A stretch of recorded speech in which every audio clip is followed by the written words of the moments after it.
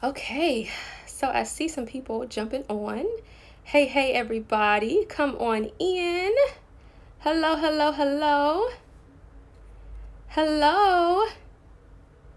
Tanika, I think that's how you say it, Tanika. Hello, Tanika. How you doing? All right, I see some lovely faces coming on into the live IG today. Hello, hello. Thank you for joining me. Thank you for joining me.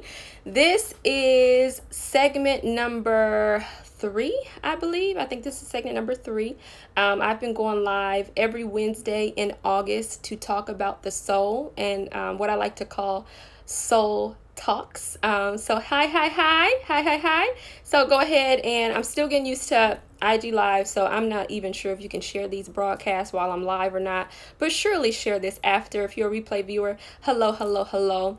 And so I have usually been kind of rushing through these so I can get the information out there because I am smack dab in the middle of enrolling students into the Group Soul Clinic program that I have. And so, hey, Shatoya, good afternoon. And so I'm jumping off assessment calls with them and jumping on IG Live with you all. And so it's been a crazy Wednesday, but it's hump day.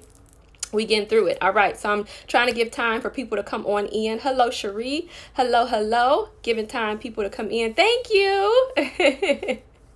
Oh, okay. So you said you can share using the arrow at the bottom right. All right. So share this with your viewers. I would love to have as many people on as possible. Hey, mom. My mom's on here. Hey, y'all. All right. So I'm going to go ahead and get started. And so you can share this by clicking the little arrow at the bottom and sharing with others. So today we're going to be talking about 3 ways to measure your soul health. So last week I talked about 2 reasons why you haven't obtained soul health. And so today we're going to be talking about 3 ways to measure your soul health. All right. So you're probably asking me like, Raven, how do I know if my soul is healthy? How do I know if my soul is not healthy? How do I know if what needs to change, what needs to improve? And so that's what we're going to be talking about today, all right, to give you just a little bit of insight about that. And so here's my response to that question. If you're asking, is my soul healthy? Is it unhealthy? And honestly, all of us have areas within ourselves that are not healthy. Okay, that's just the honest to God truth. We have areas in every part of us that are not healthy. Okay, no one is perfect. All right. And so the goal, like I say all the time, is not perfection. The goal is never perfection. It's to remain consistent in your pursuit after wholeness. Okay. The goal is not perfection, but to remain consistent in your pursuit after wholeness. All right. We're going to make mistakes. Things are going to happen. We're going to have times in our lives that we don't feel the best, that we are, maybe experiencing some type of hurt or pain or tragedy or trauma. And so we have to work through all of those things as they come up. And so that can make you feel as if, maybe I'm not as healthy as I need to be or healthy as I can be. Not exactly true, okay? So there's always going to be things that we have to work on, all right? But the thing about it is you need to commit to your pursuit after wholeness. That is the biggest thing that you need to do, okay? And so we need to make sure that we make our soul health a priority, all right? We need to make sure that we make our soul health a priority, all right? Your mental wellness should be the top priority of your life, all right? Your emotional wellness should be the top priority of your life, all right? And like I said, your soul wellness should be a top priority of your life. All right. So we have to make sure that if we are going to invest in external appearance, all right, I get it. I get my hair done. I get my nails done. I like to wear makeup. I like to buy clothes. I like to have my external appearance up to par. I get it. 100% get that. I'm a girly girl. I love it. I'm a lady. I do those things. Men like to groom themselves. I get it. But here's the thing. You should not be investing only in your outward appearance. You should also be investing in your inward appearance, okay? When we invest in our inward appearance, that is currency, okay? That we are investing in, okay? Our soul health, all right? So we need to make sure that we are getting a return on our investments. So if you invest in your soul health, you are going to see a reward internally and externally, okay? Soul health has its rewards. When you invest in it, it's not just going to be an internal reward, it's going to be an internal and an external reward. You can never go wrong with investing in your soul health, all right? So when we think about soul health, we're thinking about your responses, okay? Your decisions, your actions. All these things reflect your soul health. All of these things reflect your soul health. Your responses, whether that's your responses to life, the decisions you make about life, and the actions you take, all right, in your life. These are all going to reflect your soul health, all right? And so it's very important that we also think about growth when we think about soul health. We're not thinking about perfection, but we want to make sure that we are growing. So at the end of the day, you should not be responding to life the same way you did at 15 years old.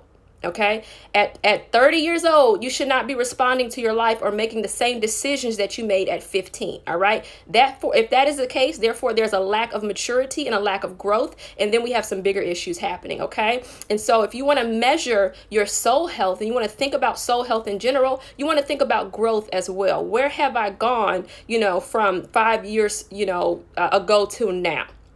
How has life changed? What is my perspective like? What are my decisions, my responses, my actions? How do they align with, my goals and just my standard for my own personal life? And so you have to think about those things, all right? But here's one of the things that really kind of catches us up when it comes to soul health. And to give you an example, okay, so let's say that at 15 years old you were fearful, all right? You had the same fear of the opinion of people. You had a fear of how people viewed you. You had a fear of just people's responses to you and how their outlook on you. And at 30 you still have that same fear. You still care about what people think about you. You still care about how people respond to you. You still care about if people accept you or not. That means there's 15 years of work that you have yet to do.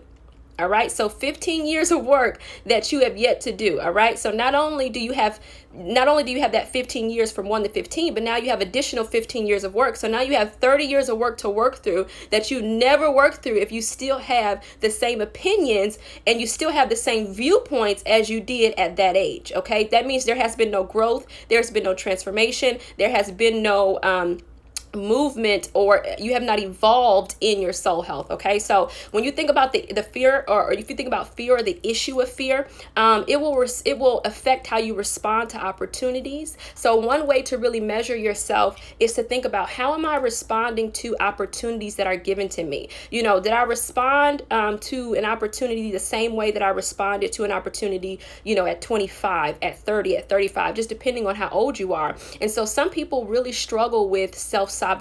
Okay, that's a thing that some people really struggle with, and a lot of that has to do with insecurities. It has to do with fear, and just a lot of different issues that come up.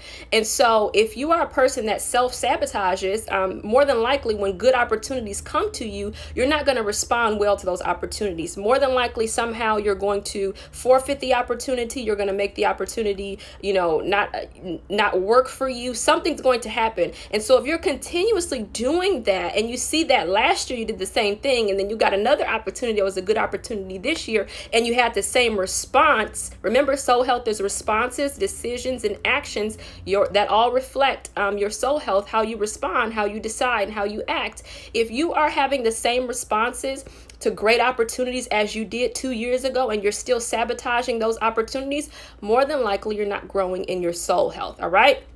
So fear also will affect how you decide to move forward in your life. Okay. If you are a person that you feel like, I'm just stuck.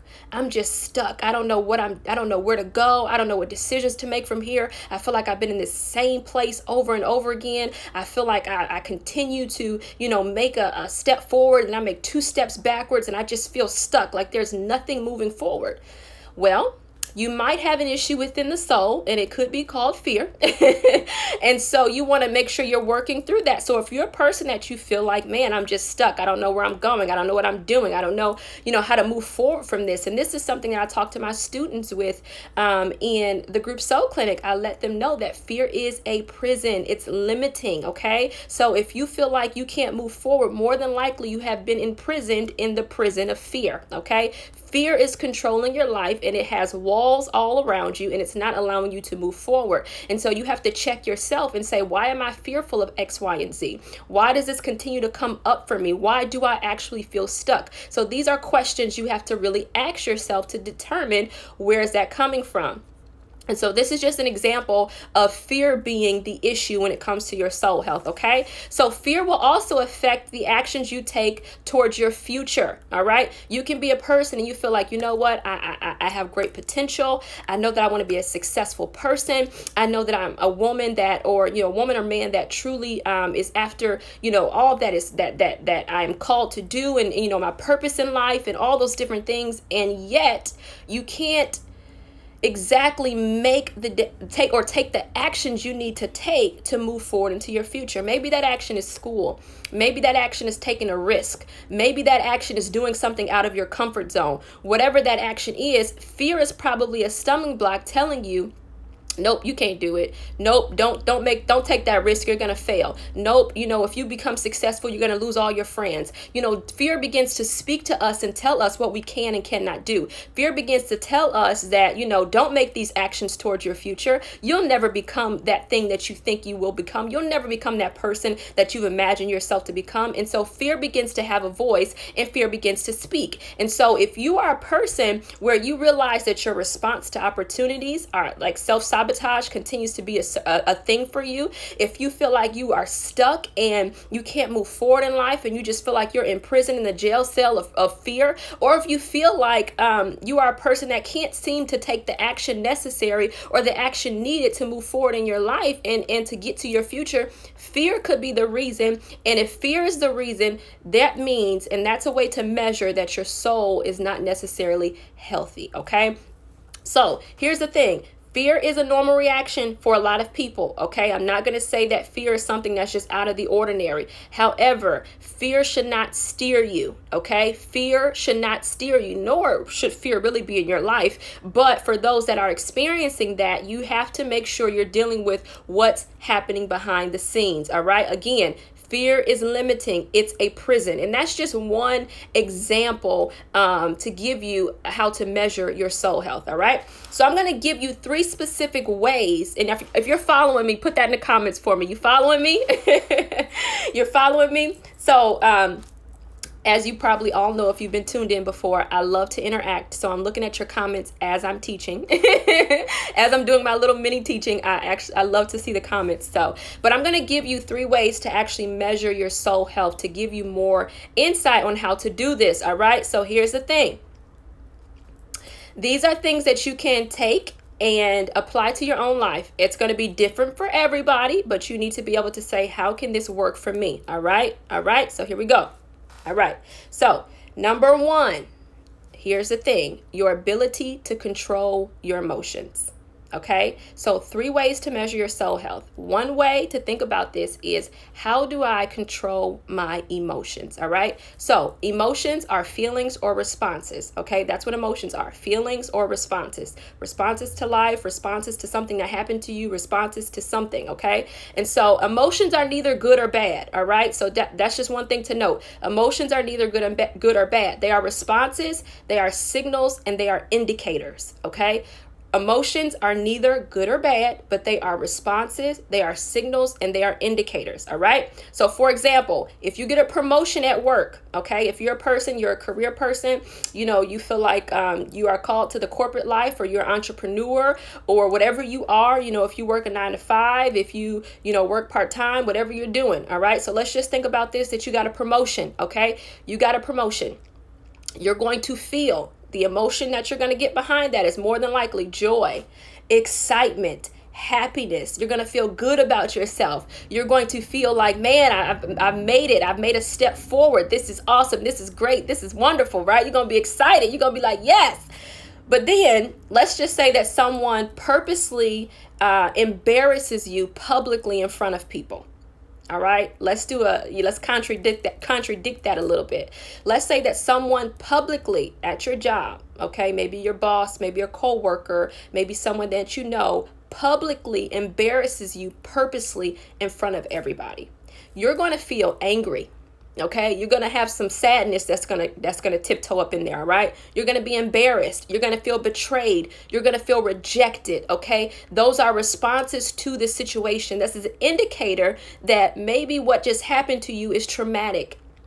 It's an indicator that maybe what just happened to you, is a trigger. So it's an indicator, okay? It's going to tell you that something behind the scenes is happening, okay? It's a response to something, an action that happened to you. So you have to think about this. In those moments, how would you actually handle something like that? That may be extreme, but if you were a person that you were put in a situation in front of an audience or in front of, people that you work with, school, church, small groups, work, grocery store, whatever, how are you going to handle something like that? Okay. How are you going to respond? Are you going to retaliate in the moment? Are you going to try to embarrass that person because they embarrassed you? Are you going to break down in front of everybody because you're embarrassed and start crying or start cussing people out or start trying to fight people? Are you going to hold your composure and handle the situation in a mature way by pulling the person aside and having an actual conversation and some healthy conflict? What is your response going to be? All right. Can you determine what your response is going to be today, even if you're not in that situation? So those are things to think about when we think about how you are responding or how your ability to control your emotions. Most people are not going to interact well in a situation like that. You're going to be ready to say some words. You're going to be ready to pull somebody to the side and let them have it about the whole situation. But you have to determine, how can I truly control myself and have self-control in that moment? That determines your soul health. If you are a person that cannot handle yourself under pressure, if you are a person that cannot handle yourself well under stress, if you are a person that cannot handle yourself well when people reject you, or if you're offended, if you are a person that cannot not handle yourself well in those circumstances, more than likely, yes, low EQ, more than likely you are not built up in your soul health. So there is some issues there that you want to work with, okay? Work through as well. So we're all going to have to learn how to respond to stress better. We're all going to have to learn how to respond to environments that are not favorable, environments that cause us not to feel comfortable. And so when you are in an uncomfortable situation, that is the best way to measure, how can I control myself? Do I have good self-control or not? All right? So that's one way. All right? Number two, your level of self-awareness. And so I've talked about this plenty of times, also in my other, I've talked about this in my other videos that I've done on IG Live. And so self-awareness is a big thing for me because it equals a high EQ. And I talked about this on my last two videos as well. If you have a high EQ, that means emotional intelligence, okay, which is basically, do you know how you feel? Okay, so when we think about self-awareness, we're going to think about EQ, which is emotional intelligence, okay? Can I tell you how I feel at any given moment? Some people cannot do that. Some people cannot express to you how they feel. Some people can just say, oh, I'm feeling some type of way, but I don't know how I actually feel. I'm just in a bad mood, or I'm just not really feeling this today, or, I'm just irritated. Okay, but why are you irritated? What's going on? Can you express that? Can you tell me what's going on? Can you maturely, articulate what's happening internally inside of you? Okay, can you explain to me the feeling that you're having? What triggered you? What made you feel the way that you feel? What caused you to feel rejected? What caused you to want to isolate? What caused you to feel guilty? What triggered that shame? What triggered that fear? What's happening internally inside of you? Can you put language to it? Can you voice to me what's going on? And so when you're not able to do that, and you just say, I'm just having a mood.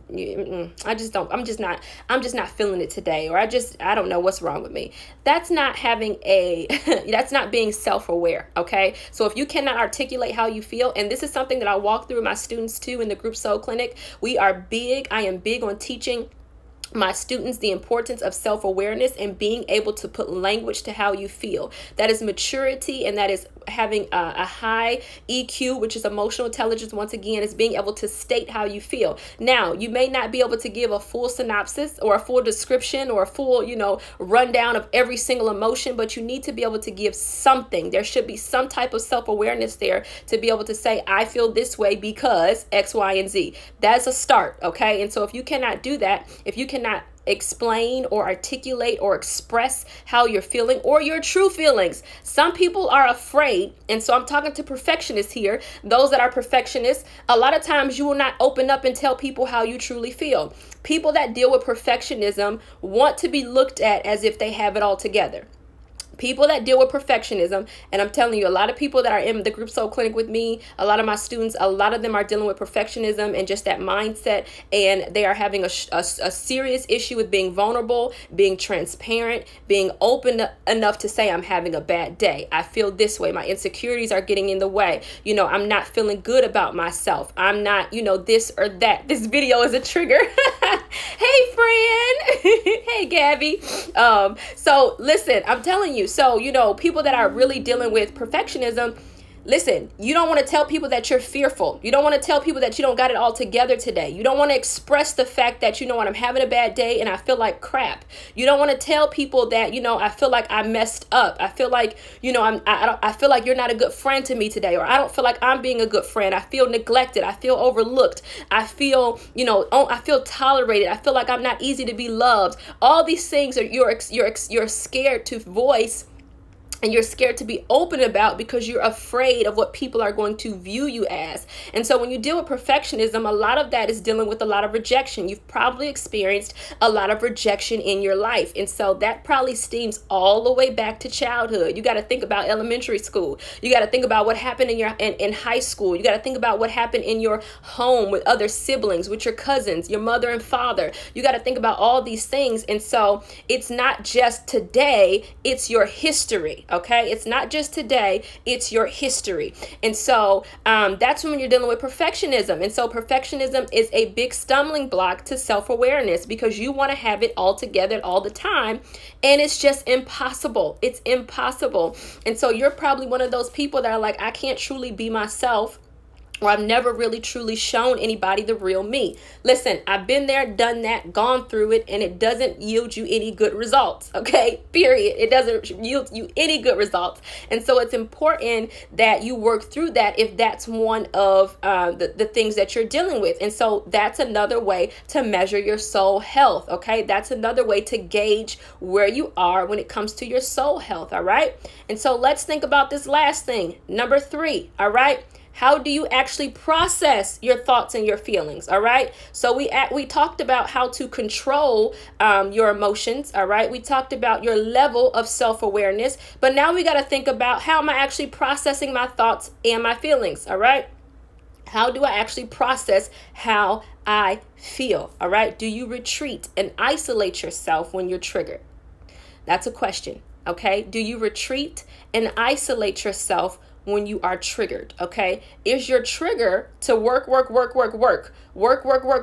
I can just work through this and not actually feel it. I can just work through this and not actually feel it. I can just go ahead and do all kind of stuff to make myself busy so I don't actually have to face the emotions that I'm feeling. I don't actually have to face the fact that I feel like a failure today. I don't actually have to face the feeling that I feel like I'm behind in life and that I'm not actually making the progress that I want to make. I don't actually have to face this today. So instead, I'm just going to work.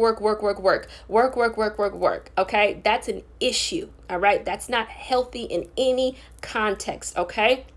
And so we have to be very careful with that. Number 1, we have to be careful of knowing more about our triggers. And so again, in the group soul clinic, I love to talk to my students about triggers because it's so important for us to know what triggers us and how we respond when we're triggered. If you're a person that when you're triggered, you like to retreat and isolate yourself because you don't want to open up to people, your community needs to know that. Your accountability needs to know that. And you need to be able to be around people that can pull you out of that. Okay. And so that's one of the reasons why in the group soul clinic as well, I create a community of women to be able to hold each other accountable and to actually interact with one another to share these issues so that we can pull one another out of these dark places. It's not healthy.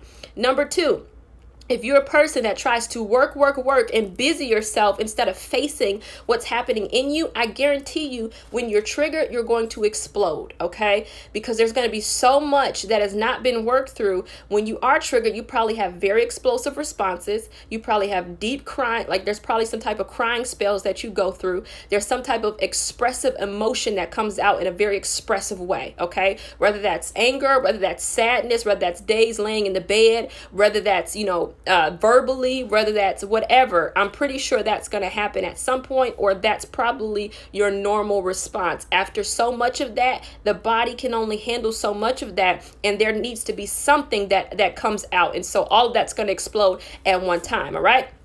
And then also, you can be a person that just suppresses everything. You just completely, nope, not going to deal with that today. Nope, not going to deal with that today. Nope, not going to deal with that today. So you try to pile things on top of how you actually feel, instead of actually facing yourself in the mirror and say, you know what, I feel betrayed. You know what, I feel neglected. I feel rejected. I feel abandoned. I feel sad. I feel, I don't feel happy today. I don't feel good about myself today. I'm insecure in this area. So instead of really expressing and opening yourself up to the trueness of your emotions, instead you try to neglect them. You try to reject your own emotions, which ultimately is self-rejection. So instead of accepting who you are and accepting your emotions and accepting the good and bad that comes with it, you try to reject your own feelings. And so that's actually self-rejection. That is not loving who you are and loving the trueness of your humanity. Instead, you want to try and, suppress, reject.